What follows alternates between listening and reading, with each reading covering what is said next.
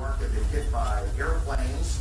In Washington, there is a large fire at the Pentagon. The Pentagon has been evacuated. And there, as you can see, perhaps the second tower, the front tower, the top portion of which is collapsing. Because everybody, once you have seen Building 7, there is no way back. You can cheat on yourself, and you can try to suppress it, but you cannot. You have seen it, and then there's no way back. It's not very healthy, to lie to yourself and say, no, I didn't see that. Yeah. But many people do, because it's simply too painful.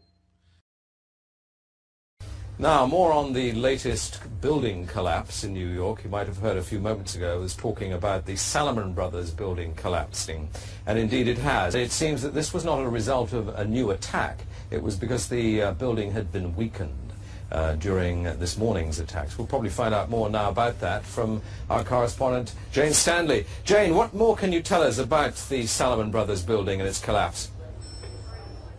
Well, only really what you already know. Details are very, very sketchy. As you can see behind me, the Trade Center appears to be still burning. We see these huge clouds of smoke and ash, and we know that behind that there's an empty piece of what was a very familiar New York skyline, a symbol of the financial prosperity of this city, but completely disappeared now, and New York is still unable to take on board what has happened to them today. Presumably there were very few people in the Salomon building when it collapsed. I mean, there were, I suppose, fears of possible further collapses around the area.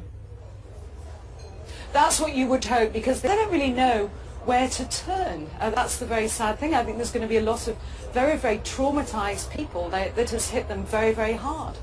Jane, I think many of us, when we heard the news, perhaps on the radio earlier today, were completely flabbergasted by it and just couldn't comprehend it. I mean, it almost sounded too far-fetched. I was wondering what it's felt like for you being in Manhattan. Well, unfortunately, I think we've lost the line with Jane Stanley in Manhattan.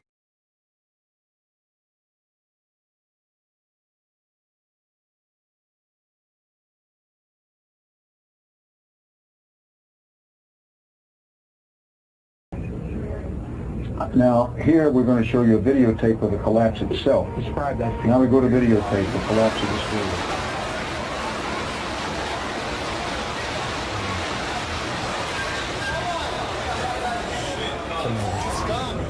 Amazing, incredible picture word.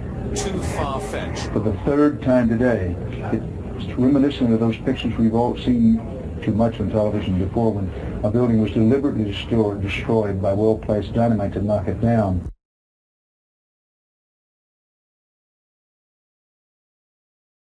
See what you see and not what you're supposed to see.